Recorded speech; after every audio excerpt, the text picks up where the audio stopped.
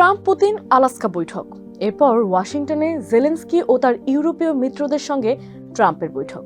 এই দুই বৈঠকের পর একটি বিষয় এখন আলোচনার কেন্দ্রে, তা হলো ইউক্রেনের নিরাপত্তার নিশ্চয়তা। ইউক্রেনের প্রেসিডেন্ট ভলোদিমির জেলেনস্কি স্পষ্ট বুঝতে পারছেন, সামরিক ও অর্থনৈতিক শক্তিতে রাশিয়ার তুলনায় ইউক্রেন অনেকটাই দুর্বল। তাই দীর্ঘমেয়াদী শান্তির জন্য পশ্চিমাদের কাছ থেকে নিশ্চিত গ্যারান্টি আদায় করাই তার প্রধান লক্ষ্য। এখন সবচেয়ে বড় প্রশ্ন হলো, কেমন হবে এই নিরাপত্তা নিশ্চয়তা, তা কতটা বাস্তবায়নযোগ্য হবে? মার্কিন সংবাদ মাধ্যম CNN এর আলোকে এই সব প্রশ্নের উত্তর খুঁজবো আমরা। সঙ্গে আছি আমি কাশফিয়া রুহি। ইউক্রেনকে নিরাপত্তার নিশ্চয়তা দেওয়ার বিষয়টি এখনো পরিষ্কার নয়। পশ্চিমা জোট আলোচনা করছে তারা বাস্তবে কতটা সহায়তা দিতে পারবে। মূল লক্ষ্য একটাই, আগামী বছরগুলোতে রাশিয়া যেন আবার আক্রমণ শুরু করতে না পারে। এই জন্য সম্ভাব্য পরিকল্পনায় রয়েছে স্থলবাহিনী, আকাশ ও সমুদ্রপথে সহায়তা এবং 3 বছরেরও বেশি যুদ্ধের কারণে ক্লান্ত হয়ে পড়া ইউক্রেনীয় সেনাবাহিনীর পূর্ণ পুনর্গঠন অন্তর্ভুক্ত থাকবে। জেলেনস্কি মনে করেন, একটি শক্তিশালী ইউক্রেনীয় সেনাবাহিনী নিজেই একটি নিরাপত্তার নিশ্চয়তা। ফরাসি প্রেসিডেন্ট ইমানুয়েল ম্যাক্রো একইভাবে বলেছেন, ইউক্রেনকে এতটাই শক্তিশালী করতে হবে যাতে ভবিষ্যতের যে কোনো আক্রমণ প্রতিহত করা যায়। কিন্তু এই পরিকল্পনা বাস্তবায়ন করা সহজ নয়। প্রায় 30টিরও বেশি দেশ প্রাথমিকভাবে একজোট হলেও প্রত্যেকের ভূমিকা নিয়ে অনিশ্চয়তা রয়েছে। জার্মানি ও ইতালি স্থলবাহিনী পাঠাতে দ্বিধায়, অন্যদিকে অস্ট্রেলিয়া ও কানাডা আগ্রহী হলেও সামর্থ্যের সীমাবদ্ধতা স্পষ্ট। ইউক্রেনের 1000 কিলোমিটার দীর্ঘ ফ্রন্টলাইন রক্ষা করতে গেলে 1 লাখেরও বেশি সেনা প্রয়োজন, যা ইউরোপের জন্য বিরাট চাপ। শুধু সেনা নয়, রসদ সরবরাহ, সেনা বদল, কমান্ড কাঠামো সবই বড় ধরনের চ্যালেঞ্জ। যুদ্ধবিরতি ভাঙলে কিভাবে প্রতিক্রিয়া জানানো হবে সেই বিষয়েও সব দেশকে একমত হতে হবে। তাই বিশ্লেষকদের মতে সবচেয়ে বাস্তবসম্মত সমাধান হতে পারে প্রায় 10,000 সৈন্যের একটি ছোট প্রতিরোধ বাহিনী। এটি হয়তো বড় যুদ্ধে নামতে পারবে না, কিন্তু ইউক্রেনে তাদের উপস্থিতি রাশিয়ার জন্য সতর্কবার্তা হয়ে দাঁড়াবে। অর্থাৎ পূর্ণাঙ্গ যুদ্ধ করার সামর্থ্য না থাকলেও কেবল উপস্থিতি দিয়েই প্রতিরোধের প্রভাব সৃষ্টি করা সম্ভব হবে। ইউক্রেন এর আগে কোনো শক্তিশালী নিরাপত্তা নিশ্চয়তা পায়নি। যুদ্ধ চলাকালে ইউরোপ ও যুক্তরাষ্ট্র থেকে অস্ত্র সরবরাহ ও গোয়েন্দা সহায়তা থাকলেও পূর্ণাঙ্গ প্রতিরক্ষা প্রতিশ্রুতি ছিল না।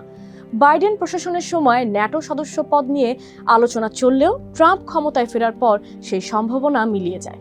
এই অভিজ্ঞতা ইউক্রেনকে আরও স্পষ্ট করেছে যে কথার চেয়ে কার্যকর পদক্ষেপই এখন সবচেয়ে জরুরি। যুক্তরাষ্ট্রের ভূমিকা নিয়ে এখনও অনিশ্চয়তা রয়েছে। প্রথমে ট্রাম্প ও তার প্রশাসন বলেছিল, ইউক্রেনকে নিরাপত্তার নিশ্চয়তা দেওয়া মূলত ইউরোপের দায়িত্ব। কিন্তু সাম্প্রতিক দিনে ট্রাম্প ইঙ্গিত দিয়েছেন, এই নিশ্চয়তায় যুক্তরাষ্ট্র ইউরোপের সঙ্গে সমন্বয় করে কোনো না কোনোভাবে যুক্ত হতে পারে।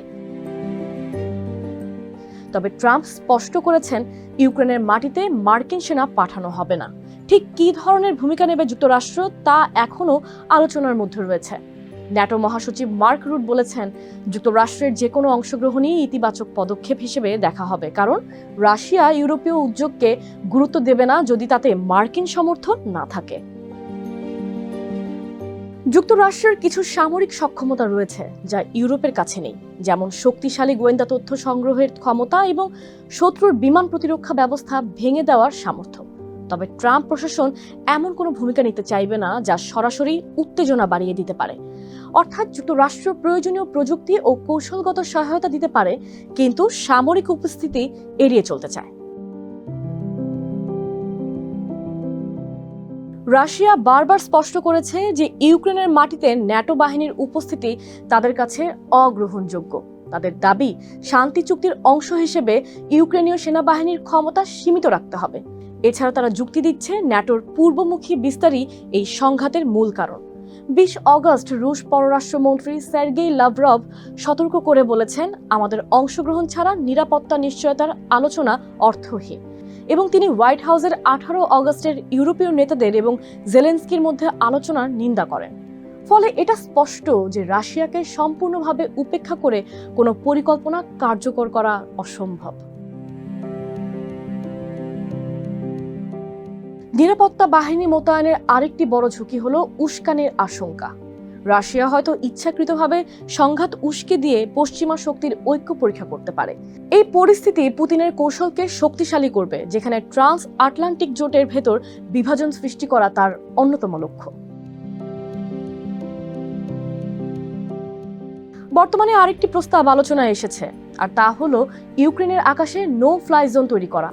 এটি 1990-এর দশকে ইরাকে ব্যবহৃত কৌশলের অনুরূপ, যা সংখ্যালঘুদের উপর সাদ্দাম হোসেন বাহিনীর আক্রমণ প্রতিরোধ করার জন্য তৈরি করা হয়েছিল। পোল্যান্ড এবং রোমানিয়ায়ও আরও বিমান শক্তি মোতায়েন করা যেতে পারে। পোল্যান্ড এবং রোমানিয়ায় আরও যুদ্ধবিমান মোতায়েন করে আকাশে আধিপত্য বিস্তারের চেষ্টা হতে পারে। তবে বিশেষজ্ঞরা সতর্ক করছেন, আকাশে সরাসরি সংঘর্ষের ঝুঁকি থাকায় এটা সহজ সমাধান নয়। পুরো প্রক্রিয়ার মূল সমস্যা হলো প্রতিশ্রুতি ও বাস্তবতার মধ্যে ফারাক। ইউক্রেন এখন প্রতীকী সম্পৃক্ততা নয়, বরং বাস্তব গ্যারান্টি চায়। কিন্তু সেই গ্যারান্টি দিতে হলে পশ্চিমাদের রাজনৈতিক সদিচ্ছা, সামরিক ক্ষমতা ও কূটনৈতিক সমন্বয়ের একত্রিত প্রয়াস দরকার, যা এখনও অনিশ্চিত। রাশিয়ার শক্ত প্রতিক্রিয়া, যুক্তরাষ্ট্রের সীমিত সম্পৃক্ততা এবং ইউরোপীয় বিভাজন মিলিয়ে এই পরিকল্পনা বাস্তবায়ন করা অত্যন্ত কঠিন। তবুও ইউক্রেনের জন্য এটি একমাত্র পথ, কারণ কার্যকর নিরাপত্তা ছাড়া যে কোনো শান্তি চুক্তি দীর্ঘস্থায়ী হবে না। জেলেনস্কির কথায়, আমরা শুধু সম্পৃক্ততা চাই না, অঙ্গীকার চাই। এই অঙ্গীকারই ইউক্রেনের ভবিষ্যৎ শান্তির মূল শর্ত হয়ে দাঁড়িয়েছে।